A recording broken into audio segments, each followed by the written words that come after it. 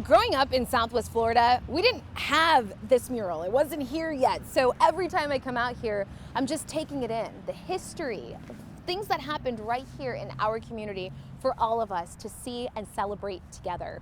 I'm Fox 4's Shari Armstrong in Fort Myers, and February marks Black History Month. And our team is dedicated to telling stories of impact from right here in our area. Thanks, Shari. I'm Fox 4's Bella Line here in downtown Fort Myers. We know hairstyles can be a way for people to express themselves, but it can also be so much more. One Southwest Florida hairstylist tells me that she's helping young men and women be able to express themselves and protect their hair while doing so.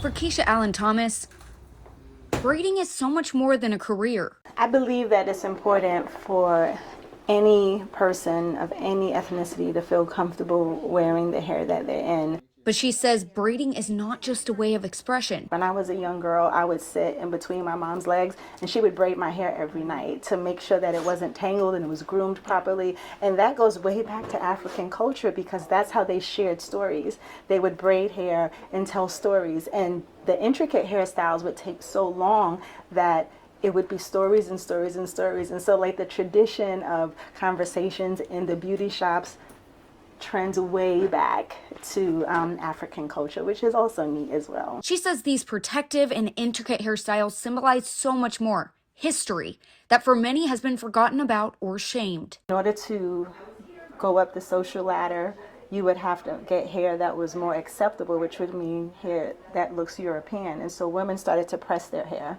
and perm their hair. And so in many professions, even now, you have women who have to get permission to wear their hair naturally or, just to wear braids because it's not deemed as professional. Congress is considering the Crown Act that would prohibit discrimination of any hairstyles or texture. Several states have adopted their own version of the law, but Florida lawmakers failed to pass one last year. When you make that a point where people are discriminated against upon, which happens in schools, which happens at jobs, which happens in the military,